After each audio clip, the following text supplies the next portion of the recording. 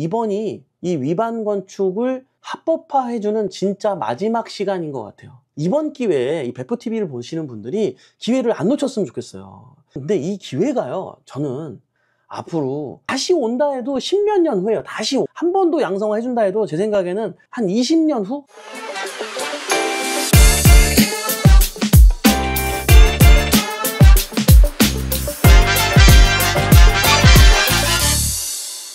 네, 여러분 안녕하세요. 예, 매주 목요일 날 진행하는 부동산 경매 이야기 목요 야경 또 일주일 만에 인사드립니다. 여러분 한 주간 잘 지내셨습니까? 저는 잘 지냈습니다. 여러분 이런저런 이슈들로 굉장히 그 어느 때보다도 아주 중요한 과도기에 우리가 살고 있습니다. 일단 10월 1일인 줄 알았는데 10월 16일부터 이제는 단기 임대와 관련된 에어비앤비 등록 합법화가 본격적으로 진행이 되는 기간이 다가오고 있고요. 그리고 또 위반 건축물과 관련된 이슈가 지금도 여기저기서 나오고 있는데 이게 본격적으로 시행이 된다 그러면 어떻게 될지 이런 이야기들 굉장히 많이 궁금하실 겁니다. 시시각각으로 나오는 자료들이 너무 많다 보니까 제 입장에서도 오늘도 건축사 사무소 가서 아주 재미나게 미팅을 하고 왔고 또 발의하신 분들이 보니까 한 28분인가 되더라고요. 저도 3분인 줄 알았더니 대표로 한 3분 정도가 이제 적극적으로 하시는 것 같고 나머지는 이제 적극 동의하면서 함께 진행하는 분들이더라고요. 그래서 관련해서도 좀 더 물어본 내용들 관련해서 여러분에게 또 뭐죠? 오늘 국토교통부에서 발표한 자료가 있습니다. 여기 보시면은 여러분들이 화면에 보이실지 모르겠네요. 주거 환경 개선과 지역 활력 제고를 위한 빈 건축물 정비 활성화 방안, 네, 요런 게 또 발표가 나왔고요. 요건 이제 하루 전에 불법 건축 관행 근절을 위한 위반 건축물 합리적 관리 방안 이렇게 해가지고 지금 하루가 멀다 하고 오늘, 어제 이런 중요한 것들이 따끈따끈하게 발표가 이루어졌습니다. 네, 여러분 이거 관련해서 어떤 내용이 나왔고 여기서 우리가 어떤 생각을 하면 좋을지 그런 부분까지도 얘기를 한번 나눠보도록 하겠습니다. 그러면 오늘 주제로 넘어와서 진행해 보도록 하겠습니다. 자, 자료 한번 이렇게 보실까요? 네, 불법 건축 관행 근절을 위한 위반 건축물 합리적 관리 방안이 발표가 됐습니다. 지금 생각보다는 조금 빠르게 움직이는 느낌은 들어요.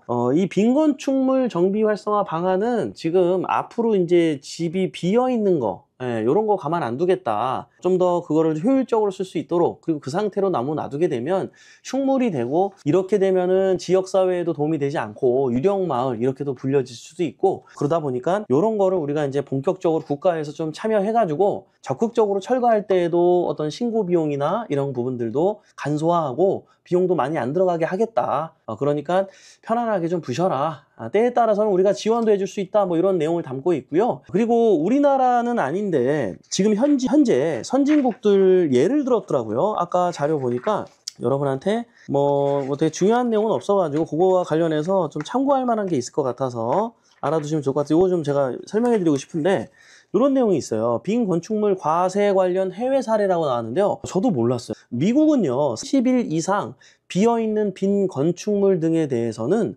공실 세금을 부과한대요. 10%에서 10%를 세금을 부과한대요. 벌써 얘네는 11년도부터 이게 시행이 됐더라고요. 자, 그리고 캐나다에서는 1년 중에 6개월 이상 공실 시에는 빈집세 10%를 부과한대요. 밴쿠버시에서는 벌써 17년부터 진행이 됐다고 합니다. 그리고 에서는 1년 이상 방치 빈집에 대해 지방세를 중과하는데요. 무려 100에서 300%까지 중과를 한다고 합니다. 와, 이거를 벌써 잉글랜드에서는 13년도부터 시행을 했더라고요. 우리나라는 이런 게 없었는데 이런 부분에 대해서도 이제 고려하려고 하는 것 같습니다.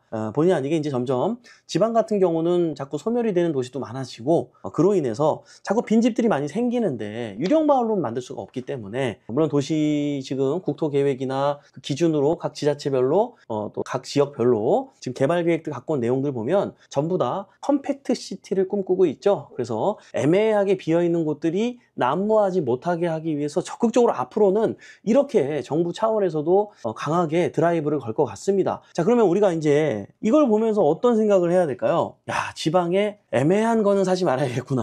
이렇게 정리가 될 겁니다. 그리고 지방에 애매하게 그렇게 빈집이 조금 형성된, 예를 들어서 부산으로 따지면 태종대 가기 전에 영종도, 그 영종 아시죠? 그쪽에 영도라고 얘기해요. 영도. 그쵸? 영종이 아니라 영도. 네, 거기 가면 이렇게 옛날에 최민수 씨가 이렇게 막 걸어서 저 하늘까지, 그거 라라라라라, 그거 알죠 여러분? 드라마. 우리 어렸을 때 그거 참 얼마나 인기 많았습니까? 예, 대추나무 사랑 걸렸네, 한지붕 새가족, 이런 것처럼, 그죠? 그런 드라마에 나오던 그 산골짜기, 그 영도 그 느낌 그대로를 간직하고 있거든요, 그 동네가. 빈집이 굉장히 많습니다. 근데 어떻게 됐어요? 예전에는 그렇게 이제 오래되고 그런 동네들은 재개발 같은 거를 꿈꾸고 그랬었는데, 이제 그 상태로 그냥 두지는 않는구나. 그거 이따가 없애겠구나, 진짜. 차라리 없애고 이쁘게 공원이나 산으로 변했으면 좋겠어요, 진짜. 예. 어쨌든, 이런 지금 대책안이 발표가 됐거든요. 우리나라도 이거 관련해서 선진국들처럼 앞으로는 빈집 그냥 두지 않을 것 같아요. 이젠 여러분이 빈집을 갖고 있기 때문에 오히려 세금을 내는 세상이 온다는 거, 이거 일단 꼭 알고 계시기 바랍니다. 아시겠죠? 자, 이거는 따끈따끈하게 오늘 나온 소식이었고요. 그 다음에 이거는 어저께 나온 소식입니다. 그래서 오늘 제가 자료를 어저께 나온 걸 지금 띄워드린 거예요. 이거에 대해서 여러분과 할 말이 많습니다. 불법 건축 관행 근절을 위한 위반 건축물 합리적 관리 방안, 어떤 내용인지 한번 보자고요. 먼저 첫 번째로, 우리가 위반 건축물 그러면 맞아, 뭐 베란다 확장했고 뭐 사무소인데 주택으로 쓰고 있고 뭐 요 정도는 우리가 뭐 흔히 아는데, 다행히 여기 국토교통부에서 일목요연하게 정리를 잘 해줬더라고요. 대표적인 위반 건축물 유형 해가지고 요런 것들이 나왔네요. 베란다 무단 중축 해가지고, 원래 여기 베란다는 뚜껑을 덮고 뭔가 집의 일부처럼 사용하면 안 되는데 그냥 난간인 상태로 놔두어야 하는데, 이렇게 덮은 거, 이거는 뭐예요? 용적률과 높이 기준 등을 위반한 경우에요. 무슨 말이냐면, 용적률이라 그래서 이 땅 안에 건축 면적, 총 연면적이 뭘까요? 층별로 바닥 면적을 전체 합한 것을 연면적이라고 얘기를 하는데, 이게 땅의 신분에 따라서, 이게 1종 일반 주거지냐 2종 일반 주거지냐에 따라서 여기에 몇 층까지, 몇 제곱미터까지만 바닥 연면적을 지을 수 있는 한계라는 게 있습니다. 네, 예를 들어 이런 거죠. 여기 건물은 한 100평밖에 원래 못 져요. 그래서 이 베란다 부분은 베란다로 써야지, 여기를 이렇게 뚜껑을 덮으면 위반한 거예요. 100평이 넘고 이렇게 되면은 110평이 되는 거니까요. 그러면 이 뚜껑을 덮은 것도 연면적에 포함이 되면서 갑자기 위반이 되는 상황이 되는 거죠. 그죠? 예? 요건 원래 베란다로만 그냥 이용하세요 라고 했던 거를 보통은 어때요? 집으로 확장하거나 뚜껑을 덮어서 집 놓는 거, 보일러 놓고 비 안 받게 하고, 이런 용도로 우리가 위반을 많이 했었단 말이에요. 이런 의미 관계를 조금 이해할 필요가 있어요. 왜냐하면 앞으로 여러분이 위반 건축물 양성화에 대한 얘기를 나중에 다 해야 되기 때문에, 이런 관계들을 이해 못한 상태에서 들으면 또 이해가 안 됩니다. 자, 그래서 이런 게 위반이 있었어요. 이런 거는 굉장히 많죠. 사실 흔하죠, 여러분. 많이 보셨겠지만. 그리고 옥탑층 무단 중축, 맞아요. 왜냐면 보통은 이 옥탑방, 여기 보이시죠? 원래 이런 게 없었어요. 여기 원래 그냥 평평한 옥상이었는데 왜 이렇게 했을까요? 원래 건축법상 용적률의 허가 높이는 거기까지밖에 원래 안 되는 땅의 신분이었는데, 이분이 여길 더 지어버린 거죠. 그래서 왜 지었을까요? 여기 세를 주고도 자꾸 원룸으로 뭐 있겠다는 수요가 많으니까 주인 입장에선 이렇게 두 집 정도를 더 지은 거예요. 이렇게 해서 월세 받고 이런 경우가 굉장히 많았어요. 특히 이제 그 관악구에 가보면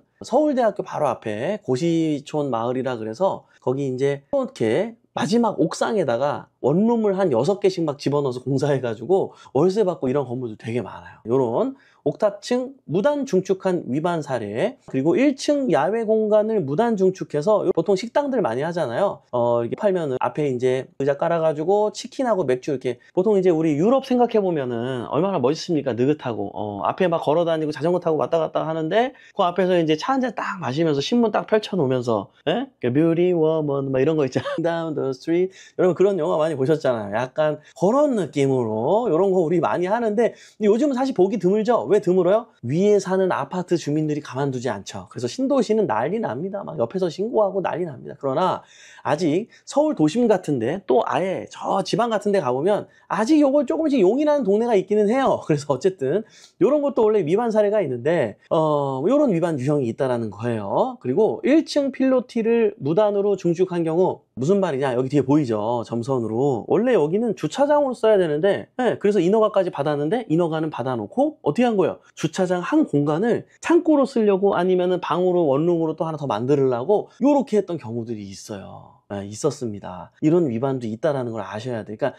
위반 건축이라고 뭐 전체가 위반이 아니라 이렇게 부분적으로 위반인 거예요. 자, 또 어떤 유형이 있는지 볼게요. 세대수가 증가하는 무단 대수선, 방 쪼개기, 이거 많이 들어보셨죠? 특히 다가구 건물 같은데 이런 거 많이 보셨을 거예요. 예를 들어 원래는 이쪽에 3룸 빌라 하나, 계단이 가운데 있고요. 이쪽에 3룸 빌라 하나, 이런 식이어야 되는데 이 동네는 원룸 수요가 많으니까 이걸 다 어떻게 했어요? 3룸을? 원룸으로 방 3개를 만들어 버린 거예요. 그럼 인허가 했을 때랑 다르니까 이건 쪼개기를 한 거기 때문에 완벽한 위반이죠. 그래서 이행강제금도 이런 경우 되게 셉니다. 완전히 이거는 불법에 불법을 저지른 거기 때문에 안 좋아해요. 그랬었는데 어쨌든 이런 것도 이제 위반이고요. 그리고 무단으로 용도 변경한 경우, 가장 안타까운 건데 이게 뭐예요? 여기 지금 내용이 나오죠. 의원, 사무소 뭐 이렇게 써 있는데 이거를 뭘로 바꿨어요? 실제로 들어가 보면 주택이죠. 네, 이게 가장 안타까운 사실인데 일단은 대표적으로 위반 건축 그러면 이 6가지가 가장 많이 나옵니다. 제가 봤을 땐 이 6가지가 쿠로는 되는 것 같아요. 나머지는 좀 특수한 경우도 좀 있기는 한데 그거는 여러분들이 잘 만나기 어렵고 거의 여러분들이 위반 내용 딱 보면은 요 범주 안에서 뭐 벗어나진 않습니다. 예, 이렇게 생각을 하시면 됩니다. 그래서 정부에서도 정확하게 지금 관찰을 잘 했다라고 저는 판단이 되고 있고요. 그리고 제가 여러분한테 지금 다시 한번 강조 말씀드리고 싶은 게 있어요. 이번이 이 위반 건축을 합법화해주는 진짜 마지막 시간인 것 같아요. 앞으로는 영원히 이 위반 건축과 관련해서는 정부에서 양보할 마음이 없을 가망성이 굉장히 높기 때문에 이번 기회에 이 베프TV를 보시는 분들이 기회를 안 놓쳤으면 좋겠어요. 여러분 그거 아세요? 예전에 이태원 사건 터졌을 때 그러니까 하여간 이게 이제 그때가 몇 년도였죠? 2019년도 4월인가요? 9년도 4월 이전에 원래 적발됐던 위반 건축물 같은 경우는 원래 85제곱미터 미만이잖아요. 그러면 이행강제금을 벌금을 5년만 내면 안 내도 됐었어요. 근데 그 자꾸 위반 건축물 때문에 더 큰 사고가 발생하고 막 이러다 보니까 사회적으로 좀 무리가 안 좋았죠. 많은 지탄도 받았고. 그래서 그 이후부터는 5년이 아니라 이제는 시정할 때까지 무조건 내 면적 다 필요 없어 이렇게 법이 바뀌었었어요. 근데 사회적으로 합의도 됐었어요. 왜냐면 그 강원도에서도 대학생들이 놀러 갔는데 체육관이 위반 건축이었던 거예요. 그래서 지붕이 무너져서 아이들이 크게 많이 다쳤거든요. 그러면서 사실은 저도 그때 당시는 뭐라고 생각을 했냐면 야 이거 앞으로 이거 위반 건축물 양성화는 없을 것 같다. 저도 실제로 방송에서 그렇게 얘기했어요. 다시는 이게 사회적으로 더 이상 합의가 안 되고 없을 것 같다고 생각했는데 와 여러분 지금 집권당에서 대통령이 선출됐잖아요. 그죠? 이렇게 되기가 여러분 앞으로 전 절대로 쉽지 않다고 봅니다. 지금 민주당이 잡고 있지만 영원히 잡을까요? 아니에요. 또 대한민국은 엎치락뒤치락 또 다양한 상황들이 벌어지게 될 겁니다. 그러니까 이게 또 내년 6월 선거 또 지역선거가 있잖아요. 그 사이에 지금 발빠르게 이재명 대통령이 공약이었던 내용을 국회의원이 지금 몇 명이야? 3명이 아니라 아까 28명인가 뭐 30명인가 그랬어요. 그분들이 확실히 자신 있으니까 또 밀어붙이는 거 아닙니까? 이거 입법 통과됩니다, 여러분. 네. 여러분 근데 이 기회가요. 저는 앞으로 다시 온다 해도 10몇 년 후에요. 다시 한 번 더 양성화 해준다 해도 제 생각에는 한 20년 후? 그때는 안 해줄 것 같아. 그냥 안 해줄 것 같은데, 그러니까 해준다 하더라도 20년 후란 얘기예요. 그럼 지금 뭐예요, 지금? 진짜 마지막 기회라니까요? 이 마지막 기회에 그냥 가만히 있을 거예요? 이걸 그냥 공부만 하고 지나갈 건가요? 여러분, 제가 오늘 건축사 사무소에 갔다 왔어요. 근데 그 건축사 사무소 소장님하고 몇 시간을 얘기했는데, 그 소장님이 다행히 2014년도, 2015년도에 이 합법화 양성화하는 과정에서 실제로 설계해가지고, 구청에 신고해가지고 합법화 처리받고 이 경험을 수없이 하신 분이더라고요. 수없이 하신 분을 만났어요. 너무 재밌게, 너무 전 신랄한 얘기 다 들었어요, 여러분. 어디까지 되고 어디까지 안 되고 다 들었어요. 궁금하시죠? 여러분 어때요? 원해요? 궁금하시죠? 여러분 제가 어느 정도는 제가 여기서 방송에서 말씀드릴 건데 이거를 제가 방송에서 어떻게 다 말씀을 드립니까? 저희가 다음 주 토요일 날 위반 건축물과 관련해서 여러분 특강을 제가 준비했는데 특별히 제가 오늘 최종적으로 정말로 마음을 얻었습니다. 우리 건축사님께서 친히 우리 배포 옥션에 방문하셔가지고 여러분에게 친히 14년도의 현장의 이야기 그리고 다행히도 이분께서 지금 이 양성화 관련된 또 어떤 이 정부 관련해서 협조 체제를 맺고 있는 회사더라고요. 누구보다도 지금 14년도에 15년도에도 실제로 본인이 직접 통과시켜서 양성화시킨 물건도 경험하신 분이고, 그래서 어떤 게 통과됐고 안 됐고를 누구보다 명확하게 아는 분인데, 지금 정권에서도 지금 부처하고 연결을 해가지고 업무를 보고 있는 와중에 저희가 이제 어떻게 소문에 알아뵈가지고 연락드려서 급하게 제가 어제 약속했는데 흔쾌히 만나주시다 해서 찾아뵙고 약속까지 받아냈습니다. 아, 여러분 박수. 네. 저도 얼마나 기쁜 마음으로 여러분께 이렇게 얘기하는지 모르겠어요. 저는 어떤 건 되고 어떤 건 안 되는지 정확하게 알거든요. 여러분 궁금하죠? 궁금하면 500원. 그쵸? 여러분, 그쵸? 자, 이런 것들 여러분들 이게 이 위반 건축물과 관련해서 지금 대한민국이 이런 생각을 갖고 있구나, 정부에서도 이렇구나 저렇구나 라는 것을 여러분들이 이해한 상태에서 이 현상을 지나가셔야 돼요. 이 타이밍 놓치면 안 돼요. 여러분, 우리 그동안 얼마나 서러웠습니까? 위반 건축물 나오면은 에휴 이건 대출, 에휴 이건 하지 말아야지 맨날 패스하고, 그러다 보면 가끔 보다 보면 어머 왜 이렇게 싸? 어머 이거 왜 5번이나 유찰됐지? 어머 대학력 있는 임차인도 없는데 왜 이러지? 어머 위반 건축물이 패스 이랬는데, 이제는 패스해도 해야 되는 게 있는 거고 패스를 안 해도 되는 게 있는, 이거를 발표를 입법이 돼서 발의가 되고 입법이 돼서 이게 공표가 되기 전에 해야 된다라는 거죠. 이거 얼마나 감사합니까? 아니 이 시장을 지금 우리가 뭐 경매로 뭐 싸게 낙찰받고 물론 많은데, 이 시장을 그냥 이렇게 지나갈 거냐고요? 지나갈 거, 이걸 지켜볼 거예요? 안 돼요. 안 돼요, 이거 지금. 이게 뭐가 중요해, 지금 330제곱미터 이런 뭐 무슨 의미가 있냐고요. 다행인 건 여러분, 여기 이제 밑에 이제 본론으로 들어갈게요. 인식조사 뭐 이런 거 중요하지 않아. 문제 진단 뭐 안 중요해. 다 이제 대충 아시잖아요. 이런 게 중요한 게 아니라 밑에 이제 여기 나옵니다. 특정 건축물 정리에 관한 특별조치법 시행, 소규모 주택 임차인, 매수인 등의 주거 불안정 해결과 민생경제 일시적 회복 지원 등을 위해 특정 건축물 정리법 시행을 협조한다. 일정 규모 이하 주거용 위반 건축물 등에 대해 일시적으로 합법 전환, 분명히 얘기했습니다. 2014년도에도 어느 기간 동안만 해준다 그랬어요. 1년만 유예 기간을 줬어요. 그때 안 하면 끝. 그때 통과 못 받으면 끝. 이번에도 마찬가지. 일시적 1년 줄 거라고 합니다. 현재 국회 발의된 11건 특정 건축물 정리에 관한 특별조치법이 조속히 통과될 수 있도록 지원 2026년 시행을 목표로 추진하고 있다. 내년에 추진될 건데 그때 하면 되겠냐고요. 지금 해놔야지. 우리는 지금 해놔야죠. 여러분 뭔 말인지 알죠? 뭔 말인지 알겠다. 그죠? 다만 적용 범위, 절차, 심의 기준, 세부 사항은 14년 추진 사례를 바탕으로 국회 차원에서 충분한 논의가 필요하다. 아주 중요하죠. 14년도에 추진 사례를 바탕으로 그때 했던 거는 이번에도 해줄 가능성이 굉장히 높겠다라는 얘기인 거죠. 그거에 관련해서 저는 아주 오늘 신랄하게 듣고 왔는데, 여러분들 특강 시청하시는 분들은 아마 다음 주 토요일 날 그 현장의 목소리를 듣게 될 겁니다. 기대해 주시고요. 원활한 업무 처리를 위해 지자체 양성화 지원센터 설치, 국토지리정보원의 공간정보 활용 권한 등 추가 조문 신설 검토 중에 있다.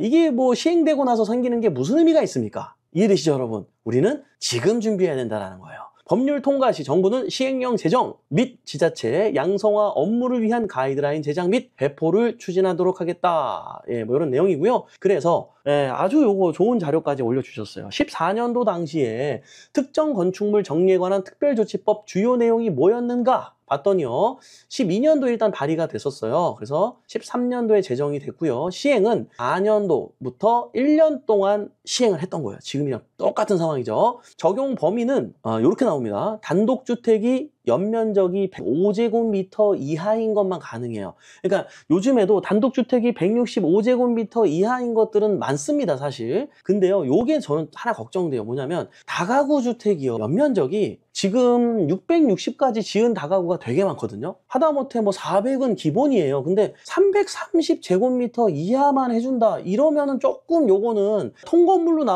나왔는데 위반으로 있는 것들은 양성화받기 어려워요. 근데 그 기준이 330이에요. 근데 저는 이게 이번에는 여기서 바뀔 수 있다라고 저는 생각을 합니다. 왜냐면요, 당시에 4년도 당시에 다가구 건물은 얼마 안 됐어요, 면적이. 근데 지금 새로 지은 건물 면적들은 얼마나 많이 뽑았습니까? 잘 뽑았잖아요. 서비스 면적, 발코니, 처마 이런 것들도 다 확장해가지고 얼마나 잘 뽑았습니까? 그래서 지금 또 660이 되게 일반적인 시장이 됐기 때문에 제 생각에는 요거는 좀 상향 조정해 주지 않을까 이런 일단 생각은 되는데, 근데 여러분이 이제 낙찰받을 때 이게 고민이 될 거 아니에요. 그럼 어떻게 해야 돼? 일단은 330제곱미터를 안 넘으면 안전하겠구나, 일단 이렇게 생각은 해야 된다는, 저는 이제 추측인 거지. 왜냐면 그때랑 지금이랑은 다르니까 얘기한 거지, 저는 상향될 거라고 생각이 됩니다. 근데 요것도 요 안에서도 되는 위반이 있고 안 되는 위반이 있어요. 요거는 우리가 한번 특강 때 공부하시면 좋을 것 같고요.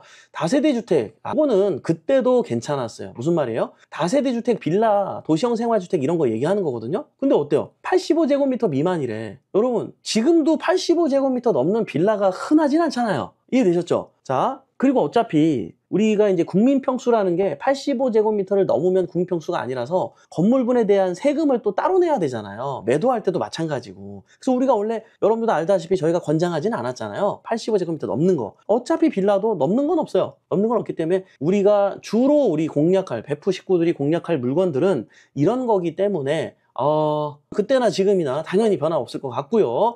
굉장히 기대가 됩니다. 그래서 자, 추진 절차, 건축주가 설계도서, 현장조사서 등을 첨부하여 허가권자에게 신고, 30일 내 건축 심의, 사용 승인 처리, 그러니까 요 심의위원회까지도 역할을 하고 계신 건축사님 수준에 계신 분이셔가지고 여러분들 그 특강을 좀 기대하시면 좋을 것 같아요. 자, 심의 기준은 도로, 건축선 기준에 적합하며 구조안전, 위생, 방화 및 인근 도시계획 사업 1조건에 현저한 지장이 없을 것, 거예요. 이런 건데, 1조건에 현저한 지장이 없을 것이라고 했는데 1조건에 대해서도 지금 양성화 방안이 나왔던 거 아세요, 여러분?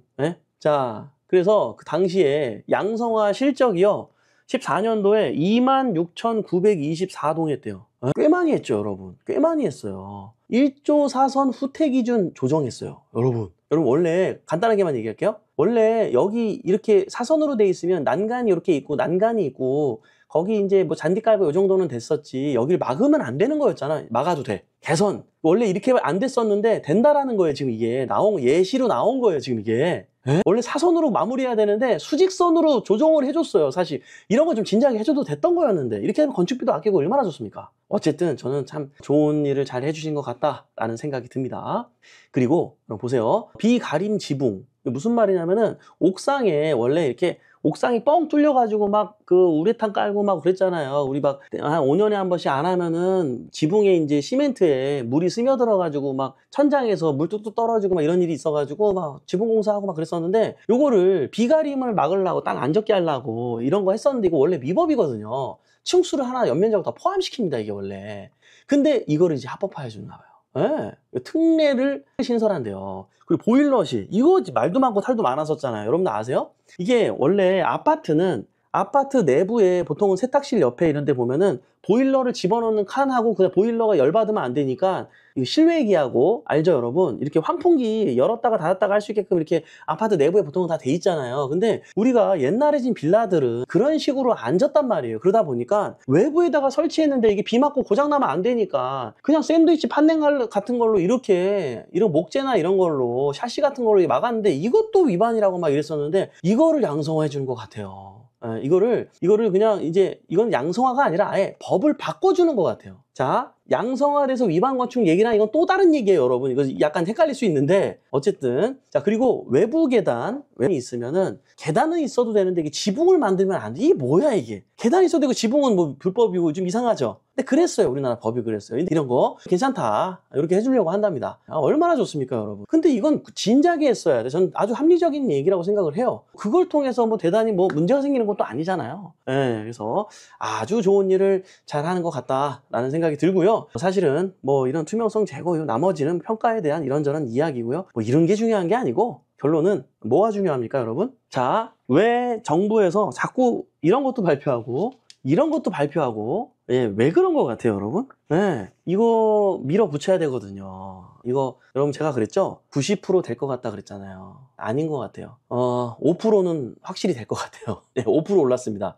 지금 이 정부의 움직임, 국토교통부의 움직임, 국회의원들의 움직임, 그리고 마침 또 이재명 대통령의 예전 공약 내용까지도 다 맞물려서 올 게 오고 있구나라는 생각이 듭니다. 여러분, 저는 오늘 건축사님하고 아주 수많은 얘기를 하면서 아주 흥분된 시간을 제가 보냈어요. 너무 기쁜 마음으로 오늘 마이크 잡았는데요. 여러분, 왜냐면 또 이 특강을 기다리고 계신 분들이 있어요. 지금 뭐 오프라인은 몇 자리 안 남았습니다, 여러분. 관심 있는 분들은 오프라인 빨리 신청해 주시고요. 온라인은 상관없지만 오프라인은 몇 자리 안 남았어요. 예, 그렇게 해주시고 건축사님께서 특별히 내방하셔가지고 직접 여러분한테 질문 답변 시간도 있고 신랄하게 알려드린다고 하니까 이 무기를 이번 기회에 여러분이 어찌하든지 장착하신 다음에 장착하셔가지고 어찌하든지 간에 올해가 넘어가기 전에 우리가 제 목표는요. 우리 교육생들이 최소한 2개씩은 낙찰받게 해드리고 싶은 게 목표입니다. 여러분, 예, 우리가 같이 한번 요 기회 놓치지 말고 하나만 해도 제 생각에는 뭐 최하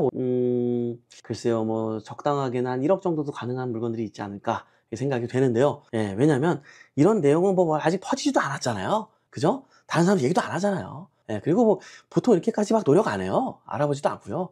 여러분 진짜 꼼꼼하게 알아냈거든요. 여러분 함께 하시죠.